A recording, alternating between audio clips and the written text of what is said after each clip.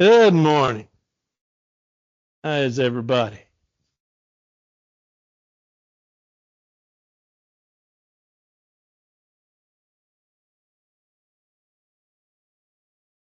Are there any other announcements other than what's on the announcement sheet that we need to make?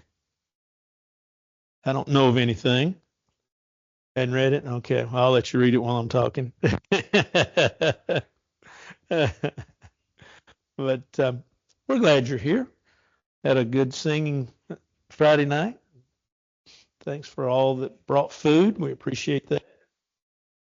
Be opening your Bibles to Matthew chapter 5.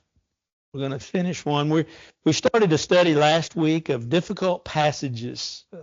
Some of these passages that we're talking about are difficult to understand by virtue of historical setting, by virtue of the fact that so often some of these passages that we're going to talk about have just been taken out of context. But some of them are difficult in what they say because we read it and we go, man, that just doesn't fit. Doesn't fit the immediate context, or we don't think that it does, and it doesn't fit a broader context with regards to the Bible. And so when we say difficult passages, we kind of have broadened that idea of difficult. And what's difficult to one is not necessarily difficult to another. We understand that as well. And so like I say, if you have a passage that you're having difficulty with, if you'll write it down, New Testament now, we're just going to study New Testament in this class, that you can give it to me. If you have an Old Testament one, I guess you can go and give it to me. And I think we're going to do this for a little while on Wednesday nights when we finish 1 Samuel, at least for a few weeks in the Old Testament. But we understand that when we talk about difficult passages, we may not always end at the same point. In other words, whatever conclusion I try to direct you to, you may say I disagree, and that's fine, because one of the things that we'll talk a little bit about probably in just a few minutes is the fact that we have to understand that there are matters of expediency. I like what a brother said not long ago in a workshop. And he said, I have learned that not everything is a matter of salvation, as some depict it. And that's right. There are, we've talked about there are matters of expediency. The Lord says to meet. Well, the building is what's called an expedient. In other words, it's that which helps us to accomplish what God has told us to do. We don't do this anymore, but you used to pass the Lord's Supper, the trays. They're an expedient. The songbooks are expedient. Of course, we use PowerPoint now, paperless hymnals. That's an expedient that helps us to accomplish what we need to accomplish. And so some say, well, everything's an expedient, and we know that's not true. And some say that nothing is an expedient, that all is a matter of salvation. And I don't believe that's true either. I think Paul addresses that in the book of Romans, which is probably where we're going to soon. We'll probably study beginning next year 2 Corinthians, since we studied 1 Corinthians, but I want to get to Romans probably next year as well, Lord willing. But anyway, there are these difficult passages. And we have to, as we said, understand that sometimes there are matters of expediency. And we'll talk about that in just a few minutes in a little bit greater detail. I want us to look at a third passage out of Matthew chapter 5, if you will. We looked at 2 last week, and then we'll rummage over to Matthew chapter 12. But in Matthew chapter 5, we have the Sermon on the Mount, and we're still in, as we were last week, in Matthew chapter 5, one of the things you find out is the beginning of the sermon. There are some 5 sermons in the book of Matthew that Jesus presented, or that we believe Jesus presented.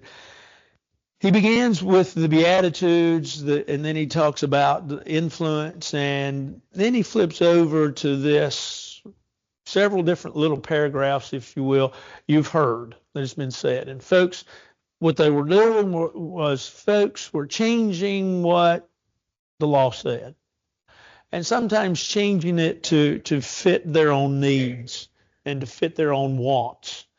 And that's the section that we're in. Now, in Matthew chapter 5, verse 42, there's a statement made, give to him who asks you, and from him who wants to borrow from you, do not turn away.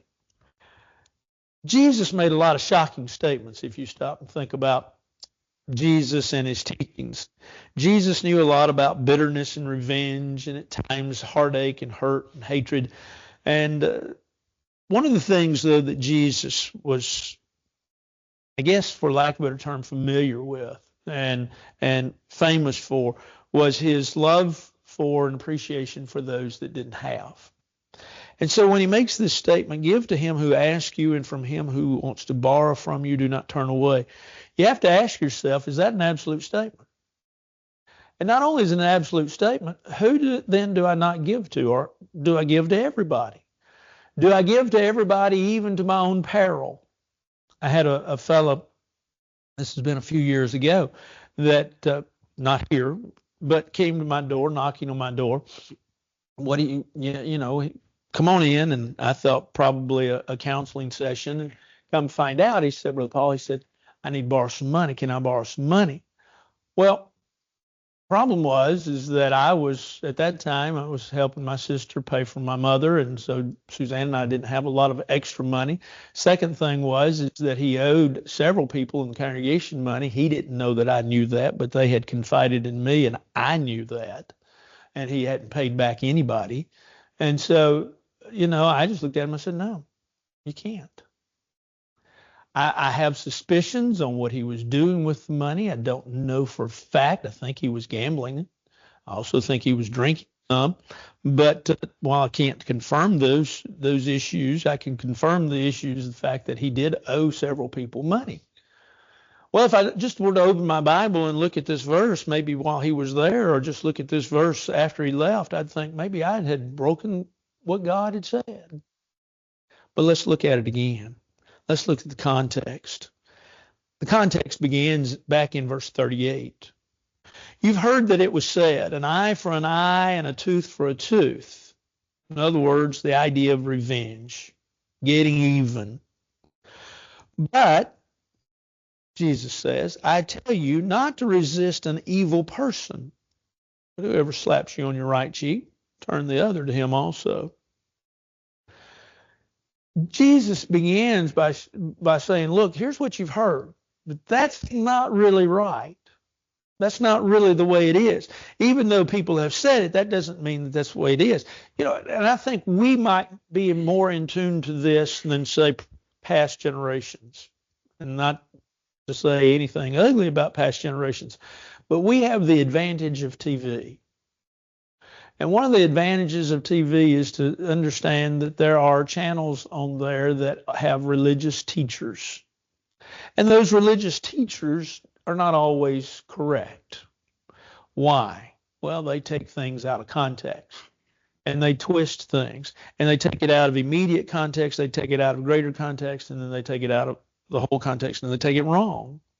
They take it to fit their own teachings, their own philosophies. I think you've heard me say it's always interesting as I sit down to study a subject. Now, I pull down several books in my library, and I know the tendencies and the beliefs of those individuals, but they're there for me and for my edification. And you'll get to a subject like baptism, and they'll say, well, this is what it says, but this is what it means. And then what it means, according to what they say, is different than what it says. And the reason is because they have to have it mean differently, because it doesn't fit there, as we so often talk about worldview, their religious view. Their religious view is that anything you do is a work, and therefore it's wrong. I've talked to several, though, and tried to explain, if baptism is a work that merits my salvation, why isn't faith considered a work that merits my salvation? Because you go through the book of John, and it talks about belief and faith, and it talks about doing. Well, they don't have an answer for that. Why? Because that doesn't fit within their view. There were those that had changed their teaching. It hadn't fit in their view, but they had taught an eye for an eye and a tooth for a tooth. But notice what Jesus says. Don't resist an evil person, but whoever slaps you on the right cheek, turn to him the other also. If anyone wants to sue you and take away your tunic, let him have your cloak also. And whoever compels you to go a mile, go with him too. Give to him who asks you, and from him who wants to borrow from you, do not turn away. Now do you see the context? The idea here is Jesus is talking about don't try to get even. Treat your enemies kindly. Treat them with love. Treat them with compassion. Don't be an individual that is trying to respond to personal mistreatment by mistreating others. Return good for evil, not evil for good. Now, as we think about that, we have to ask ourselves, let's go beyond that for just a minute. And we have to, as we go beyond that for just a minute, we have to ask ourselves, well, then who do we give money to? I mean, we have folks on our corners of our streets asking for money. We have folks that come here from time to time asking for money or for something. We have folks that we all know that probably, on the phone want money or knocking on our door, so to speak, come to visit us and they want money. Who do we give to? Now, the Bible does kind of tell us, give us some idea. Let's flip, as I said, we're going to flip back and forth several times in this class. Let's flip, if you will, to 2 Thessalonians 3, verse 10. This is a passage that is familiar to a lot of us, I'm sure, as all of them are. But in 2 Thessalonians chapter 3, verse 10, Paul wrote to the church at Thessalonica, and he says, for even when we were with you, we commanded you this, if anyone will not work, neither shall he eat. Well, there's an interesting principle, isn't it? The idea of work and eat. You work in order to eat. Would you loan a lazy person money? Admittedly, we might say, well, yeah, if they need the help. But why do they need the help if they're not willing to work? We all need to be willing to work, to have that work influence. Now, sometimes you can't work. Sometimes there are issues, disabilities, things of that nature, that such you can't work. And we understand that even a lazy person, if you'll kind of let me use that expression for a minute, even a lazy person will run into emergencies. Car breakdown. Something happens at the house that they didn't plan for, didn't expect. But Jesus and Paul admonished the fact that, you got to work. You got to, in order to eat, you got to work. And then if you're there in 1 Thessalonians, turn over to 1 Timothy chapter 5, verse 8.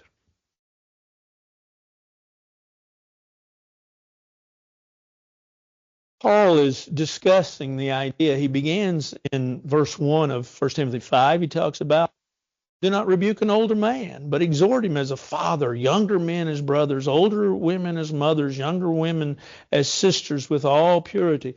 The idea of a working relationship between all ages, I think, is what Paul is teaching in 1 Timothy chapter 5, beginning in the first few verses.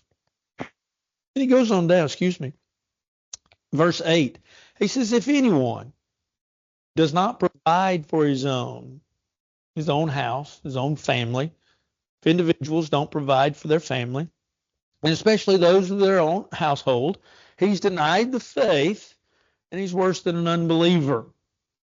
He's denied the faith. He's worse than an unbeliever. We have to take care of our families. Some folks will give. They'd give their last dollar.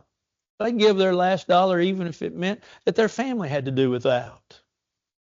I had a fellow once tell me that he was grown at the time, but he said, I believe my dad. I said, no, I'll take that back. I know my dad would spend the last dollar to go hunting or to go fishing rather than put food on the table for us kids when we were growing up. Well, that was an interesting thought. Sad. Believe is bad enough, but he said, I know. That Dad spent money on rods and reels and shotguns and brought those things in the house, and nothing wrong with those things, but to the detriment of his own family. And so we need to stop and think about, what does Paul say? He says, you got to make sure your family is taken care of. Make sure your family is family that has what it needs. Now, it may not have what it wants. All of our kids want a lot, but have what it needs. And then Romans 13 gives us some insight as far as money. Romans 13, we'll look at 2 verses here. Romans 13.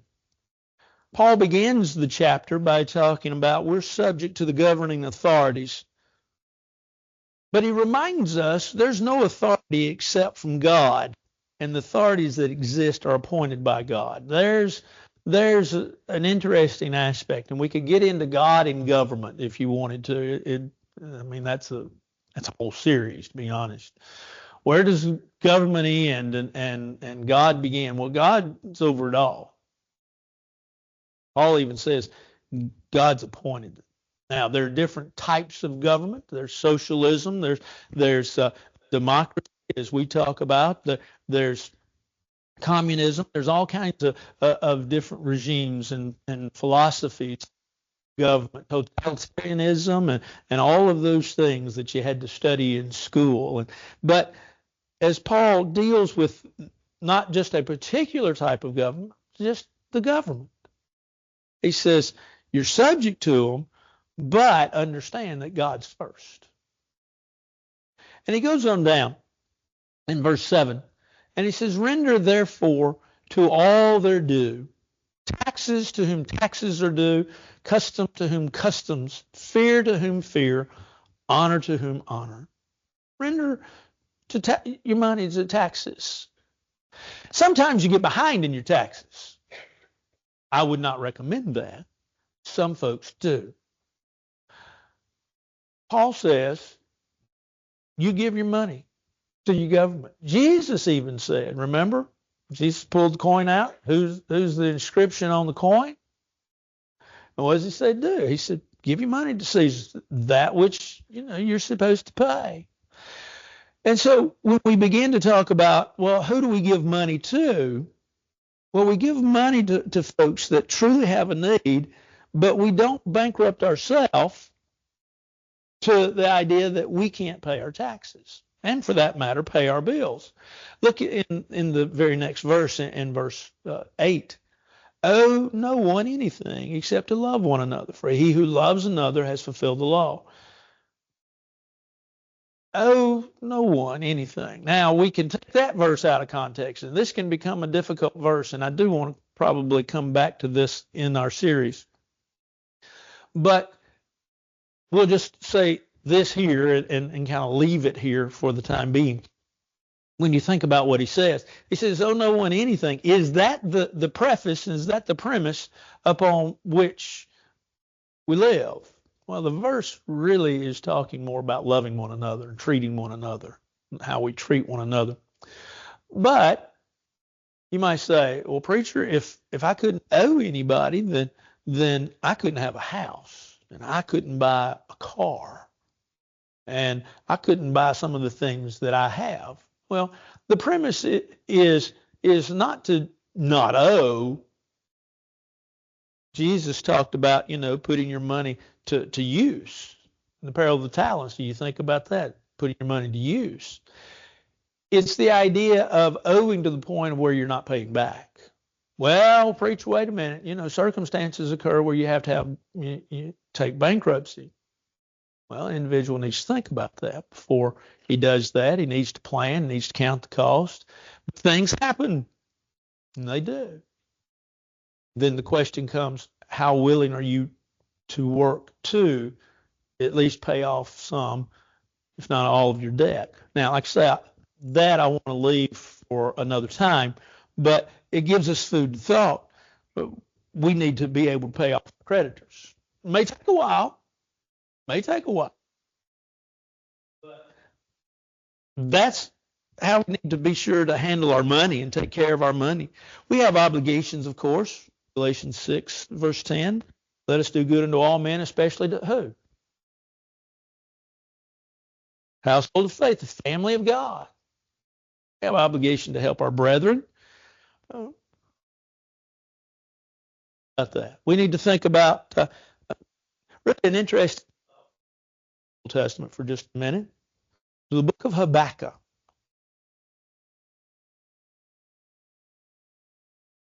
Now, kind of open this up.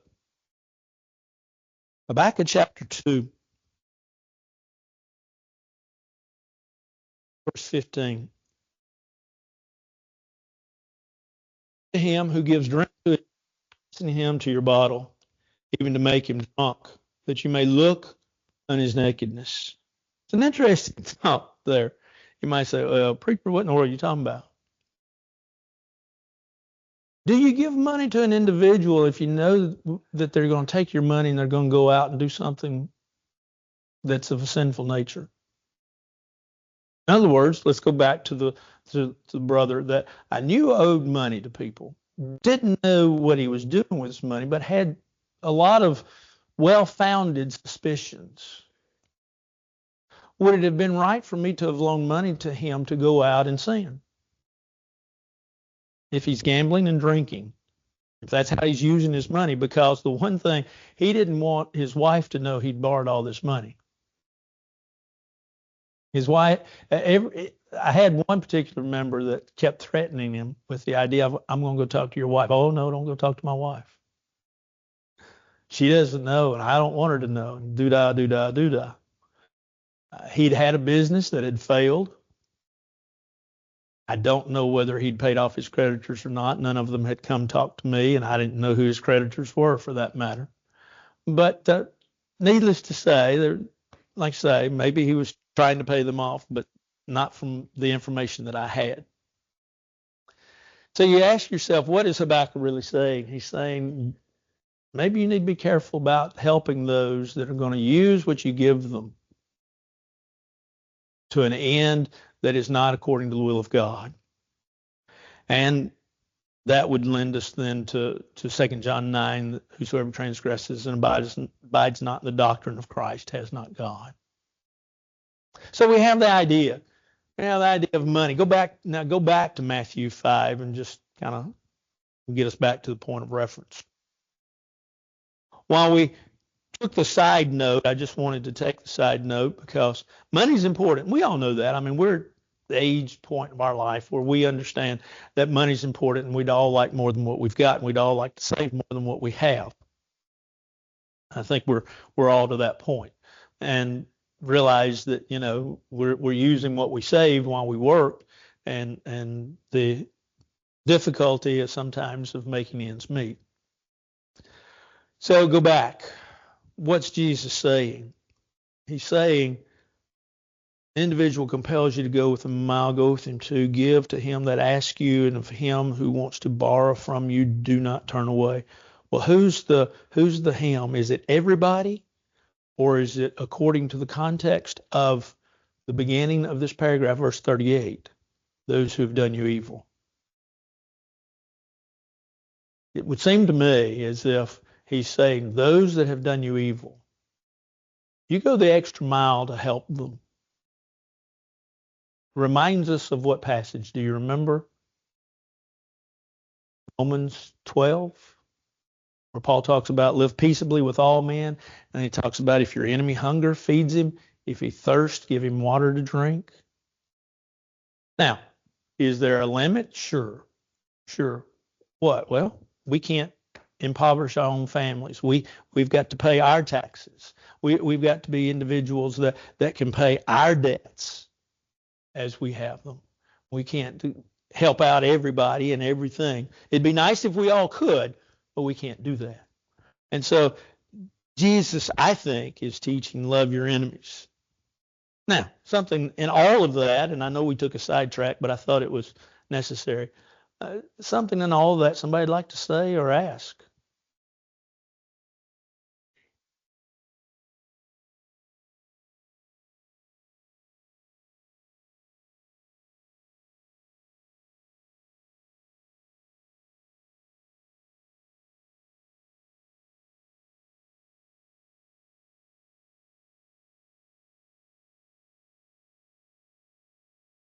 I say if you know, and the premise of what you've established is that you know they're a con artist. I would say you've basically thrown away your money, and if you'd like to throw away your money, you can throw it my way. Uh, if it is true to a certain degree that if you give money to people, it's on them what they do with it. But to me, it's sort of like when I go to a bank to borrow money. When I go to a bank to borrow money, they take all this information. They know they get my credit rating, my history, where I've spent my money, so forth and so on. They do their due diligence, and they don't just give everybody money. Reason being because they don't want bad debts. They don't want any debt. Well, why do they do that? Because they don't want bad debt. They want their bills paid. I should be the same. You know, there are plenty of other folks, according to the premise that you've given me, there are plenty of other folks that do have a need that I'd rather give my money to than someone that I don't. Now, can I be conned even after I've done my due diligence, after I found out about them? Can I be an individual that is conned by them? Yes. Well, that's my own detriment from the standpoint of I didn't do due diligence. But then it is on them in the way that they've spent it and the way they've acted. And so that's my thinking.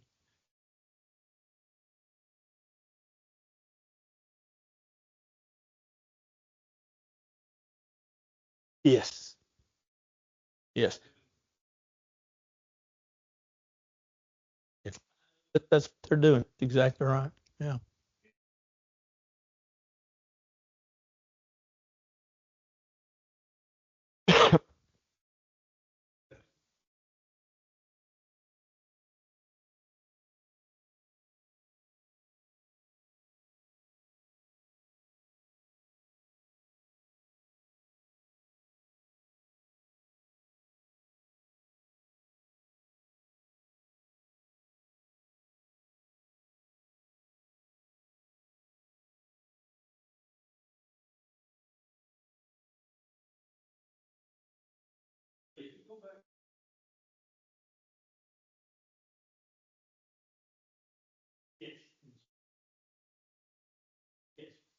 The point is this section, and you've on the section in the section you've had religious teachers that have taken things and twisted them a little bit to fit your own needs or their own needs, and consequently you've learned things wrong or you've practiced things wrong. And so here's what is truth, and he sets out and he really carries them back to the Old Testament, but ultimately also setting up.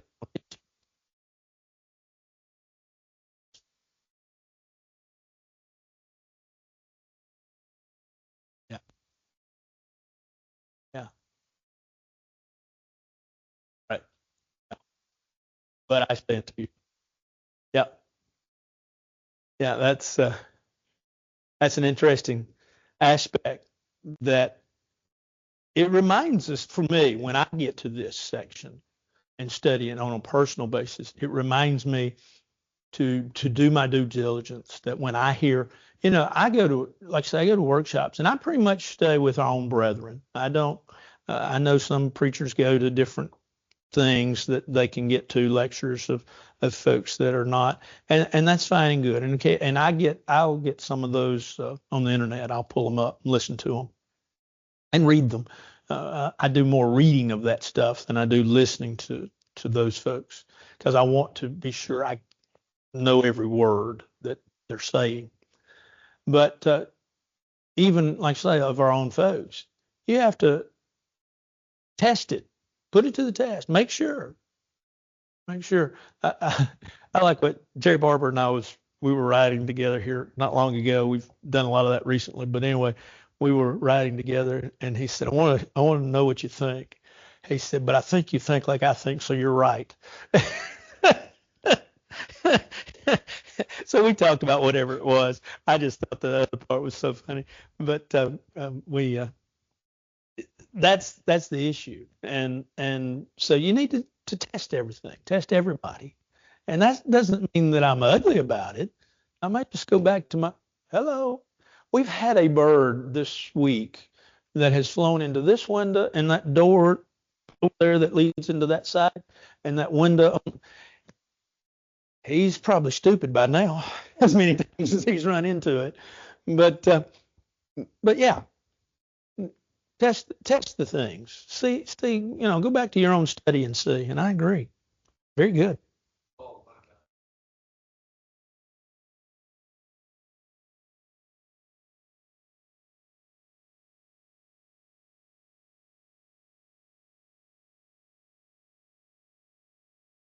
Yeah.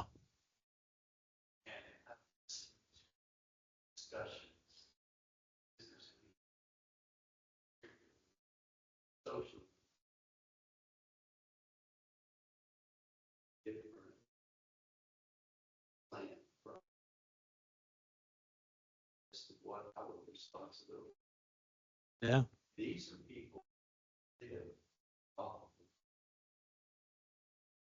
Mhm. Yeah. Yeah.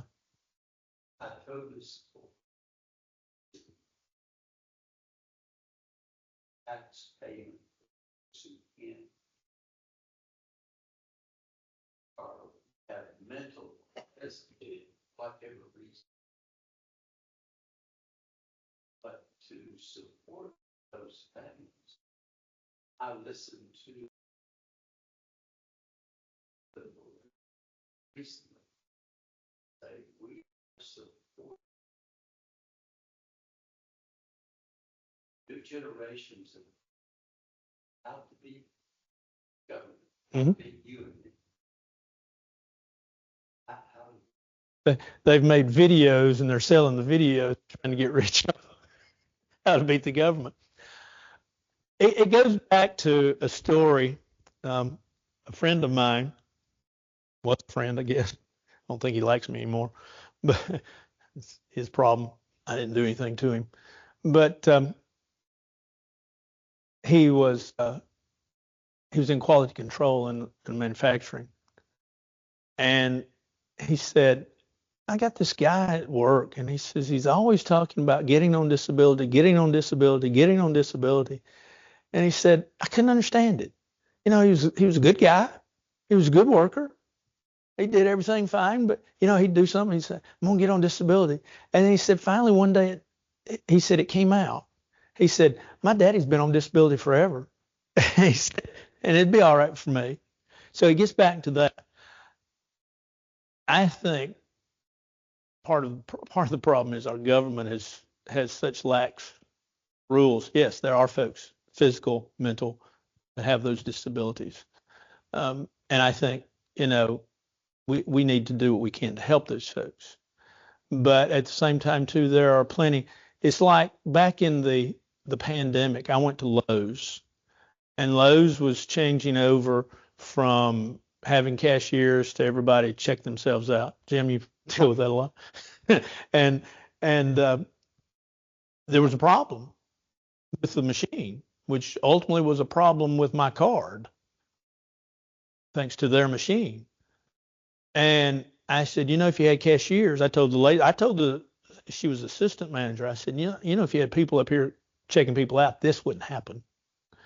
And she flat out told me, she said, sir, she said, if you can find me somebody, number one, can pass the drug test, and number two, is willing to work, I'll hire them today. I'll hire them today. I think that we get back to a word Jim used, which used correctly. We don't enable people. And there are folks that will work, can work, that should be working. And we should make sure that they have that opportunity. It's sort of like, I don't know how many years ago this was. This has been quite a few years ago.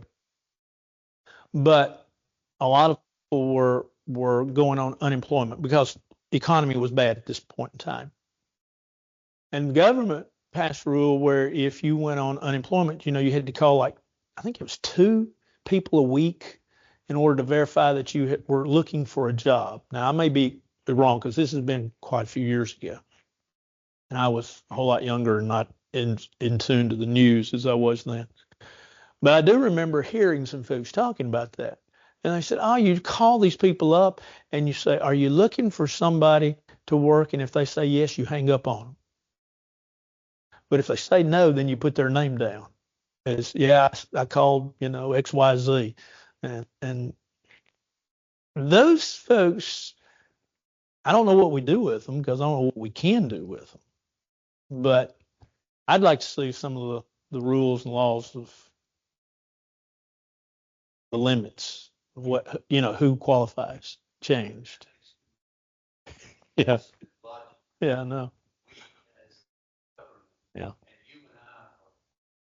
Yeah.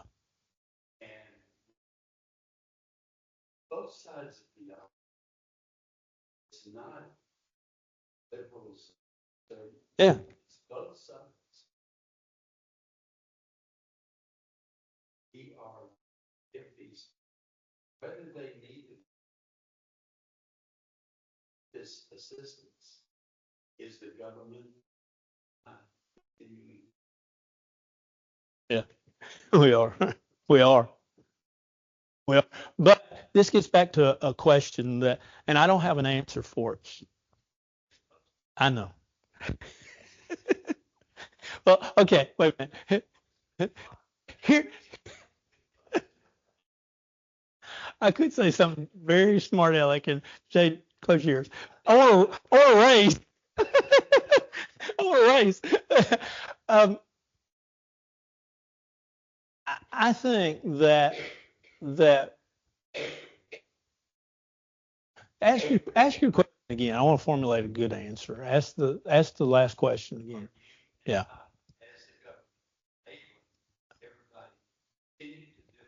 Yeah. What they either train or do. Yeah. Yeah. Government. Yeah. I think the premise is correct for the question, but I'm going to apply what I understand from Jesus. Jesus said, give to Rome what's Rome's. Rome was a very corrupt government. I mean, it was very much a power struggle and a money struggle and very corrupt. If you go back and read history, which I know you have, I'm not saying you haven't, but and Jesus didn't limit them from saying don't support them because they are corrupt. So what has he done? We'll go back to the passage we read in Romans 13. He's basically said we're to be subservient unto the government under which we are, even though that government is corrupt. Now, here's what I wish would happen, but I know will never happen. I wish we could get more Christians into government positions. Will never happen. You have to be too corrupt to get a vote now. But so my answer would be I do think the government is enabling, but I also think that when you look at what Jesus said and what Jesus taught, and I have a responsibility to the government, and ultimately then it gets to the government has a responsibility to use, as you said, logic to do the right things. That's my answer. I'm not saying it's right, but that's my answer.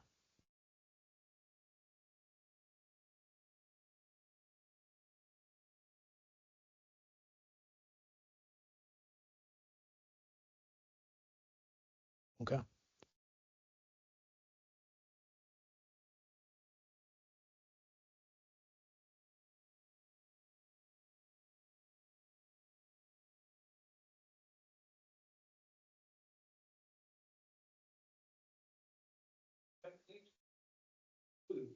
But if you don't sweep this floor by next week, we ain't leaving the food. Put a little responsibility on them to do something. Yeah. Yeah. Well. Yeah. Yeah.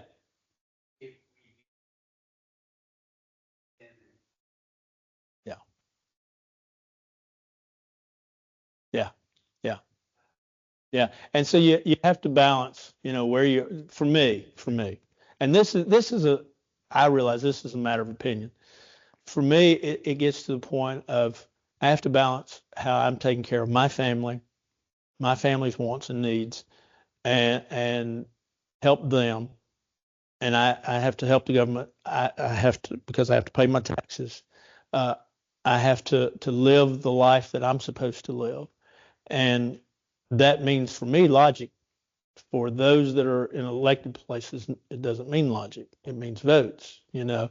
And so let's give into this and not that. And I I couldn't be a politician. Although I had an elder once came in and he said, he sat down one day in my office and he said, I do not want your job. And I said, well, thank you, because I want to keep it. And he said, no, he said, you have to appease too many people. And I said, no, I don't. I have to deal with the whole congregation, which was a principle I wanted him to learn. He never learned it, sadly. He has passed away now. He did not learn to appease the whole congregation. He learned to appease his few that he had as friends. But I said, the only one I have to appease, the only one I have to make happy is God. And that's what I'm trying to do. But I said, I work for the whole congregation and not just, and I told him several times, I said, I work for the whole congregation. I don't work just for you. And he never grasped that idea. Never. Sadly. And I think that's the same way.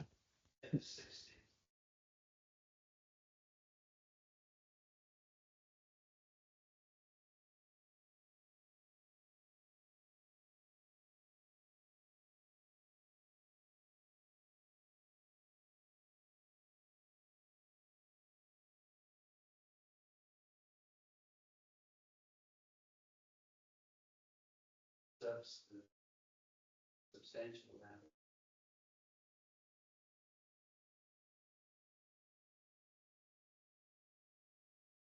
Reach that limit. They didn't.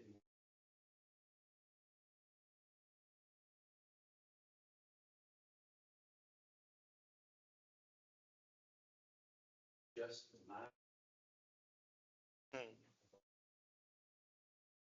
running businesses all over. Mm-hmm. This was in the 60s. Mm-hmm. Yeah. And here, Of course, from a rational business standpoint, you would say pay them more, give them better benefits, and so that they don't want to do that. They want to do what and get more from you. But that's rational. Yeah. That's the sad part then. Yeah.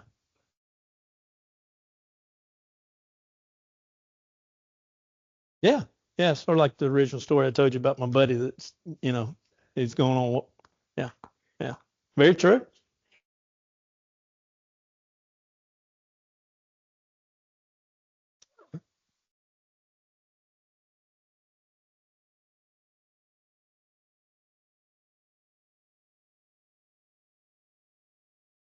Sure.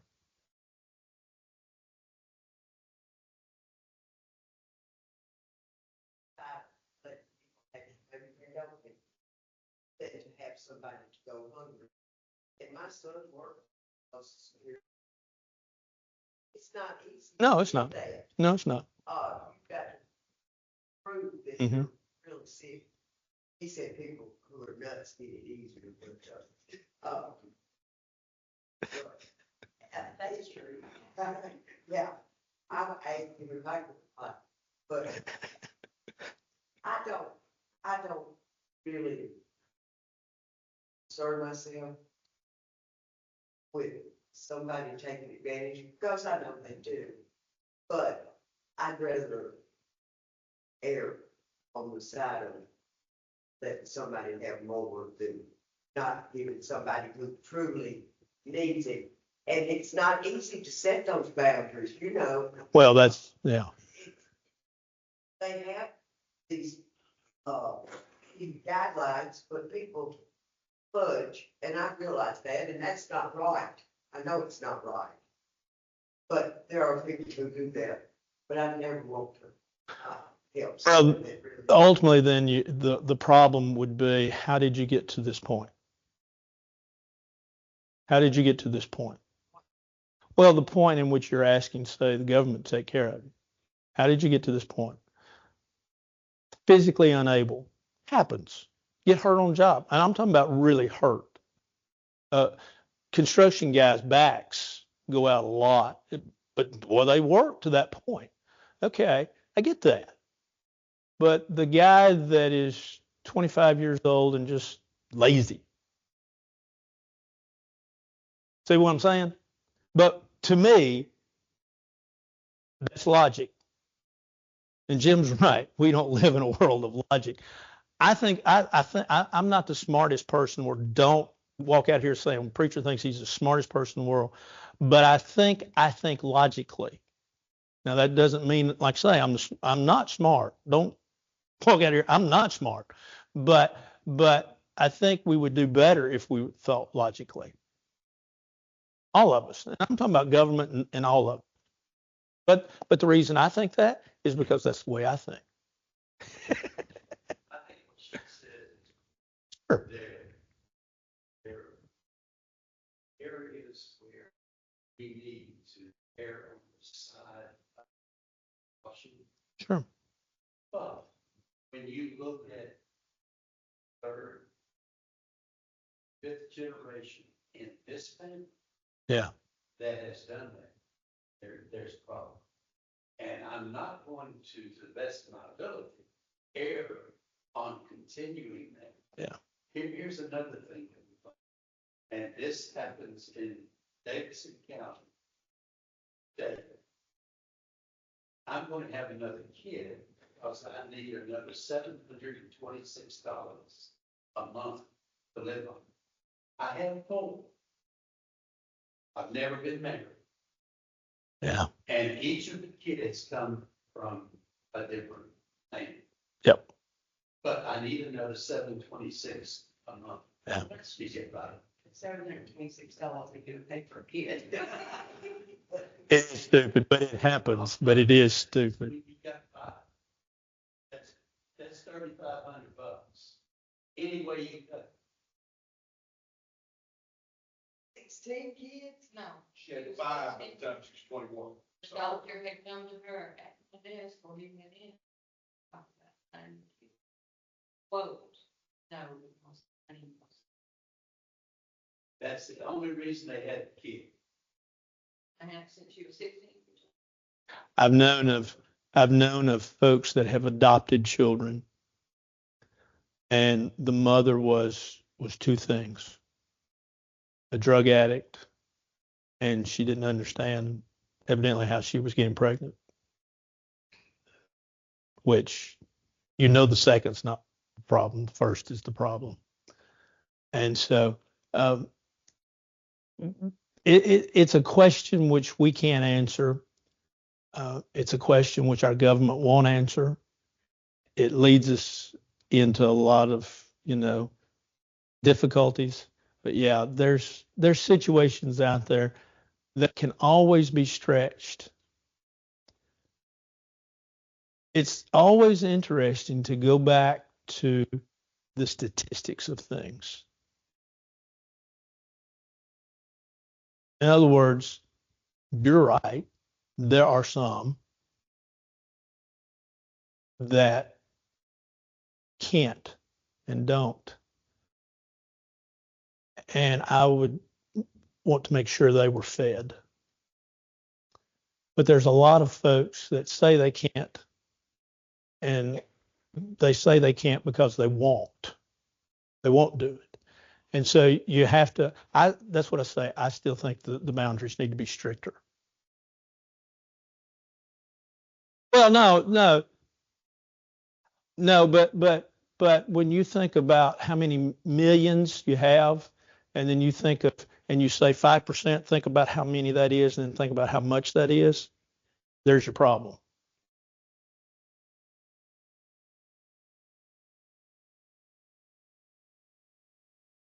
Yeah. Yeah, you and I talked about this the other day. Yeah. Most of the folks that really need help aren't standing on the corner.